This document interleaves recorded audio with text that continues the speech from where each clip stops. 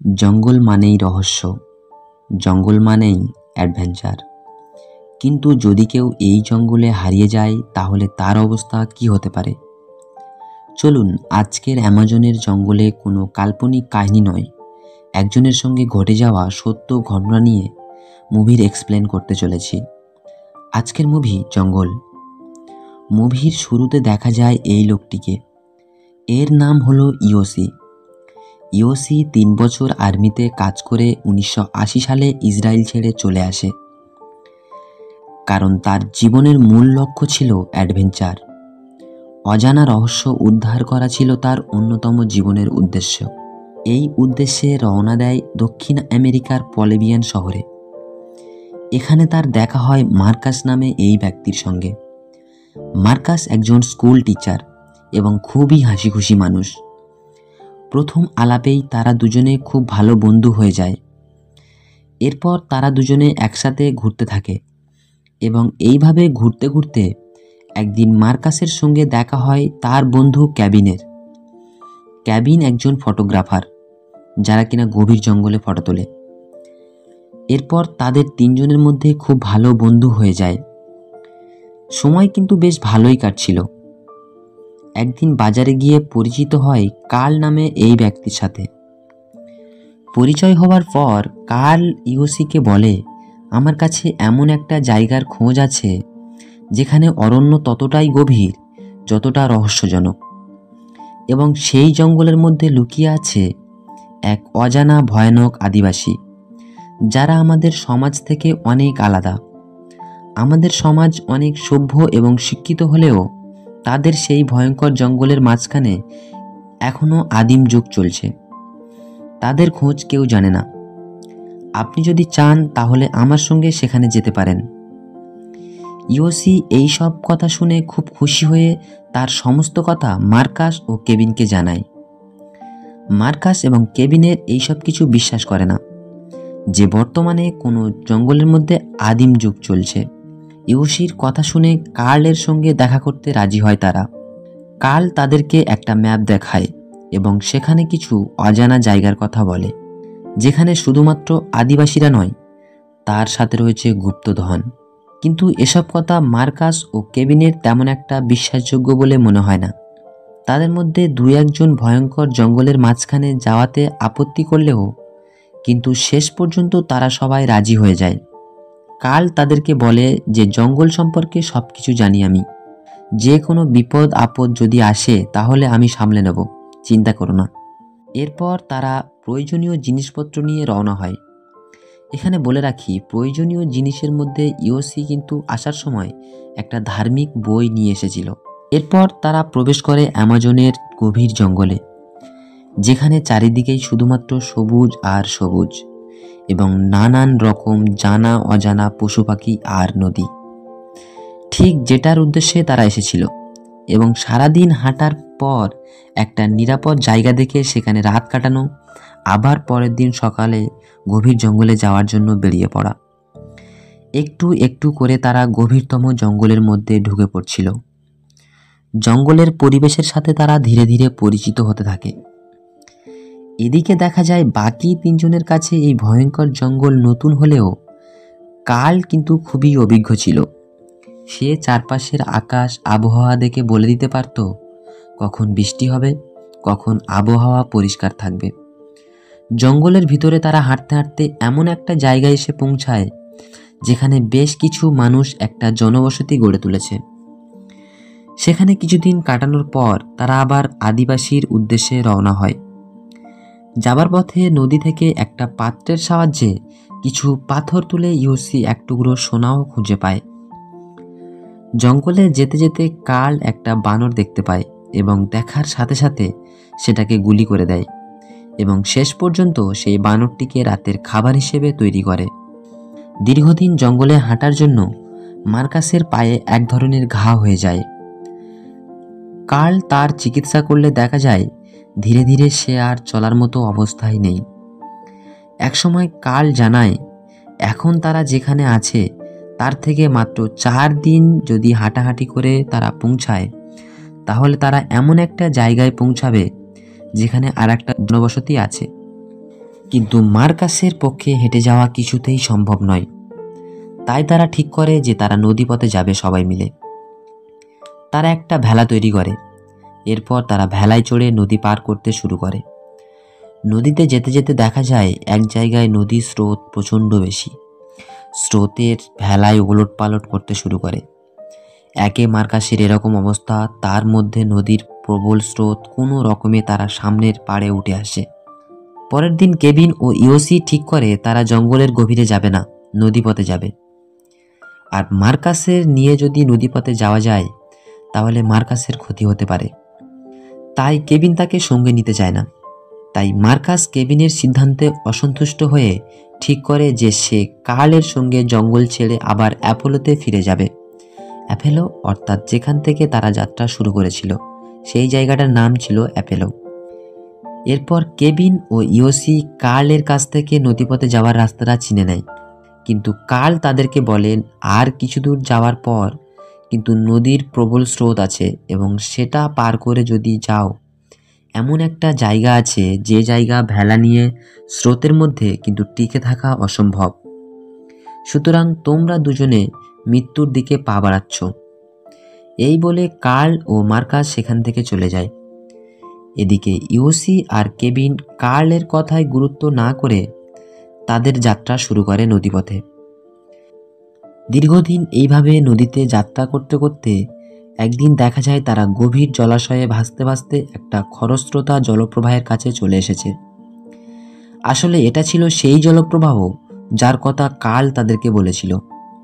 তখন কেভিন ইওসিকে বলে জোরে জোরে দাঁড় চালাতে, যাতে তারা খুব দ্রুত নদীর পাড়ে পৌঁছে যেতে পারে। চারিদিকে পাহাড়, মাঝখানে বিশাল নদী। সেই নদীর জলপ্রবাহ রুদ্র রূপ ধারণ করেছে। নদীর প্রবল স্রোতে তাদের ভেলা উল্টে দিচ্ছে প্রায়। এই অবস্থায় তারা কোনো রকমে তাদের সামনে থাকা একটা বিশাল পাথরের কাছে গিয়ে আটকায় এবং নিজেদেরকে একটু সামলে নিয়ে কেভিন ইওসিকে বলে এই পাথরের পিছনে এভাবে ভেলা ধরে আটকে থাকতে। কেভিন সাঁতার জানে, তাই কোনো রকমে সামনে থাকা নদীর পাড়ে যাবে এবং সেখানে গিয়ে চাকুর সাহায্যে কিছু ডালপালা কেটে সেখান থেকে ইওসিকে উদ্ধার করবে। কিন্তু ইওসি খুব ভয় পাচ্ছিল, কারণ সে সাঁতার জানে না, আর নদীর এই স্রোত যে কোনো মুহূর্তে তাকে ভাসিয়ে অন্য কোথাও নিয়ে চলে যেতে পারে। কেভিন তাকে ভরসা দেয় এবং সাঁতরে ওই পারে চলে যায়। ইওসিকে উদ্ধার করার জন্য কোনো একটা ব্যবস্থা করতেই হবে তাকে। কেভিন ইওসিকে বলে ভেলায় থাকা চাকুটা দিতে, কিন্তু সেটা দিতে গিয়ে নিজেকে সামলাতে পারে না ইওসি। নদীর এই প্রবল স্রোত ইওসিকে ভাসাতে ভাসাতে কোথায় নিয়ে চলে গেছে সে নিজেও বুঝতে পারে না। এমন স্রোতের সামনে কেভিন অসহায়ের মতো শুধুমাত্র দাঁড়িয়ে থাকা ছাড়া আর কিছু করার উপায় থাকে না। নদীর প্রবল স্রোতে খড়কুটোর মতো ভাসতে ভাসতে পাথরের মধ্যে ধাক্কা খায়, গভীর জলে হাবুডুবু খেতে থাকে। অনেকক্ষণ পর ইউসি অনেক কষ্টে একটা পাথরকে জড়িয়ে ধরে এবং নিজেকে সামলায়। তারপর কোনো রকমে একটা পাড়ে উঠে আসে।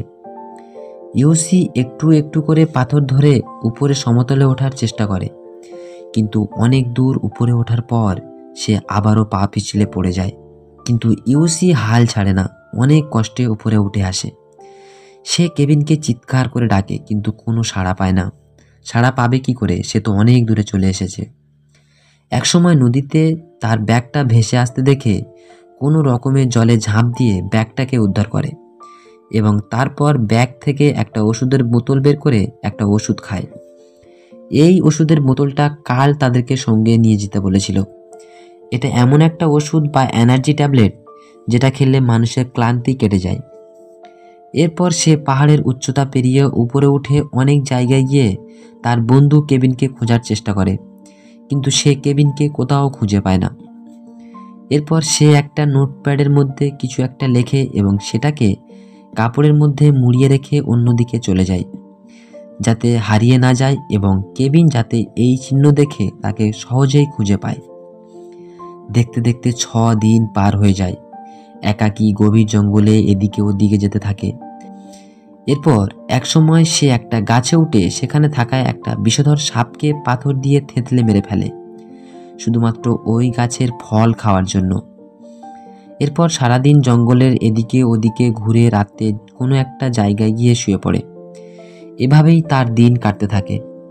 এর সাথে দেখা যায় একা থাকার কারণে সে মানসিক চিন্তায় পড়ে গেছে। চোখে ভুলভাল দেখতে শুরু করেছে। কখনো সে স্বপ্নে নিজেকে দেখছে, কখনো সে দেখছে তার সামনে মার্কাসকে দাঁড়িয়ে থাকতে। জঙ্গলে থাকা বিভিন্ন বিপদ পশু পাখির ভয়ে সে রাতে ঠিকমতো ঘুমাতে পর্যন্ত পারছে না। একদিন রাতে সে হঠাৎ দেখতে পায় একটা বাঘ তার দিকে এগিয়ে আসছে। সে প্রচণ্ড ভয় পেয়ে যায় এবং নিজেকে বাঁচানোর জন্য একটা লাইট জ্বালিয়ে আগুনের উপরে একটা বোতলে থাকা কিছু স্প্রে করে এবং এবারের মতো কোনো রকমে বেঁচে যায় সে।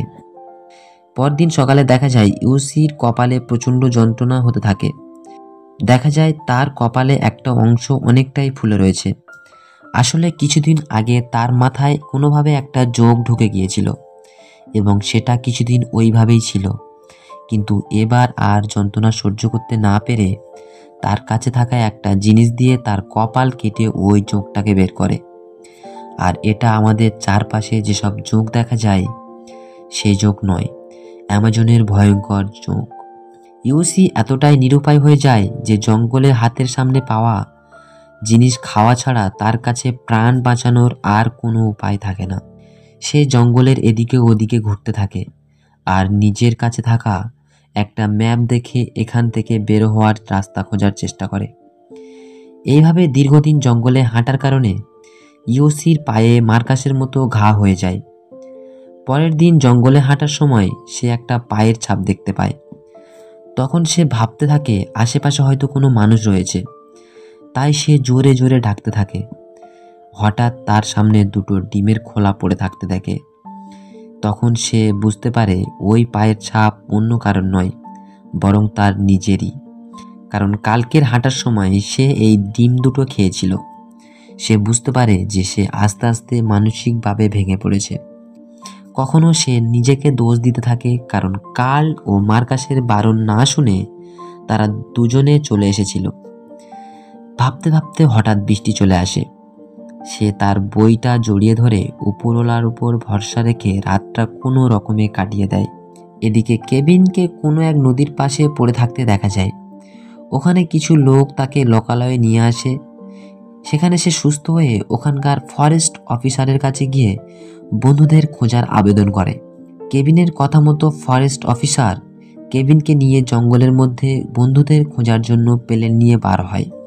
তারা গোটা জঙ্গলে তল্লাশি করে, কিন্তু এত উপর থেকে দেখতে পাওয়া অসম্ভব, তাই তারা ফিরে আসে। এদিকে ইউসি প্লেন উড়ে যেতে দেখে সে লাল কাপড় দিয়ে নিজের উপস্থিতি বোঝানোর চেষ্টা করে, কিন্তু কোনো লাভ হয় না। কেভিন আবারও বন্ধুদের খোঁজার জন্য অনুরোধ করে। তখন ফরেস্ট অফিসার কেভিনকে বলে, এতদিন ধরে একটা মানুষ নিখোঁজ, তারপর অ্যামাজনের জঙ্গলে বেঁচে আছে বলে মনে হয় না। তুমি ওখান থেকে বেঁচে ফিরেছো, এটাই অনেক। এদিকে ইউসি ঘুরতে ঘুরতে নদীর কোলে কাঠ দিয়ে ওয়াই বানায় এবং সেখানে বসে থাকে, কারণ যদি কেউ আসে তাহলে তাকে বাঁচাবে এই ভেবে। এদিকে কেভিনের মনে ভরসা আছে যে ইউসি এখনও বেঁচে আছে, তাই সে একটা মাঝির কাছে যায়, কারণ সে নদীপথে খুঁজবে। কিন্তু মাঝি পুরো ঘটনা শুনে বলে 3 সপ্তাহ হয়ে গেছে, তাও আবার অ্যামাজনের জঙ্গলে, সুতরাং তাকে খুঁজে পাওয়া সহজ নয়। কিন্তু কেভিন বলে, আমার ভরসা ইউসি বেঁচে আছে, প্রয়োজনে নৌকাটাও কিনে নিতে রাজি। শেষ পর্যন্ত কেভিনের কথায় মাঝি নৌকা নিয়ে যেতে রাজি হয়। তারা দুজনে ইউসিকে খুঁজতে যায়। এদিকে ইউসি হঠাৎ জঙ্গলের মধ্যে একটি মেয়েকে দেখতে পায়। ইউসি মেয়েটাকে দেখে তার সঙ্গে কথা বলতে চায়, কিন্তু মেয়েটা কোনো কথা বলে না। মেয়েটা সম্ভবত হারিয়ে গিয়েছে। ইউসি মেয়েটাকে বলে, চিন্তা করো না, আমরা একদিন লোকালয়ে পৌঁছে যাব, দেখবে। এইভাবে তার সাথে কথা বলতে বলতে হঠাৎ মেয়েটা তার কাছে নেই। সে ভালো করে বুঝতে পারে যে এটা ছিল তার কল্পনা শুধুমাত্র, কারণ একা থাকার কারণে ইউসি এখন হ্যালোসিনেট করতে শুরু করেছে। এইভাবে সে হাঁটতে হাঁটতে জঙ্গলে একটা চোরাবালির মধ্যে পড়ে যায়। সে অনেক কষ্টে চেষ্টা করে উপরে ওঠার, কিন্তু যতই নড়াচড়া করে সে ততই ভিতরে ঢুকে যাচ্ছে। ইউসি কোনো রকমে একটা গাছের ডাল ধরে অনেক কষ্টে উপরে উঠে আসে। সে আর চলার মতো অবস্থায় নেই। এদিকে কেভিন মাজিকে নিয়ে খুঁজতে খুঁজতে সেই জায়গায় এসে পৌঁছায় যেখানে ইউসি ওয়াই লিখেছিল, কিন্তু তারা কাউকে দেখতে পায় না। এরপর মাজি কেভিনকে বলে এখান থেকে যদি আর কিছু দূর যাওয়া যায় সেখানে বিশাল খরস্রোতা জলপ্রবাহ রয়েছে, সুতরাং এর ওপারে আর যাওয়া যাবে না, অতএব এখান থেকে ফিরে যাওয়া ছাড়া আর কোনো উপায় নেই। কেভিনের আর কিছু করার থাকে না, বাধ্য হয়ে ফিরে যেতে রাজি হয়। এরপর তারা নৌকা ঘুরিয়ে চলে যাবে, আর ঠিক তখনই ইউসি তাদেরকে দেখতে পায়। তখন ইউসি অনেক কষ্ট করে উঠে দাঁড়িয়ে তাদের দিকে ভ্যাল ভ্যাল করে তাকিয়ে থাকে, ডাকার মতো শক্তিও নেই। আর ঠিক তখনই কেভিনের চোখ ইউসির দিকে পড়ে যায়। কেভিন ইউসিকে দেখে অনেক জোরে চিৎকার করে নৌকা ঘুরিয়ে ইউসির কাছে তাড়াতাড়ি চলে যায়। ইউসি আর নিজেকে সামলাতে পারে না, সে কেভিনকে দেখে কাঁদতে থাকে। কেভিনও ইউসিকে জড়িয়ে ধরে কাঁদতে থাকে। এতদিন জঙ্গলের মধ্যে একা থাকতে থাকতে বাঁচার আশা ছেড়ে দিয়েছিল ইউসি। এরপর কেভিন ইউসিকে নিয়ে লোকালয়ে আসে। ইউসিকে দেখে সবাই অবাক হয়ে যায়, কারণ অ্যামাজনের জঙ্গলে এতদিন সারভাইভ করে বেঁচে ফেরা অসম্ভব ছিল। আর মুভিটা এখানেই শেষ হয়ে যায়। তো মুভিটা কেমন হয়েছে কমেন্ট করতে ভুলবেন না। দেখা হচ্ছে পরের ভিডিওতে, ততক্ষণ সুস্থ থাকবেন, টেক কেয়ার।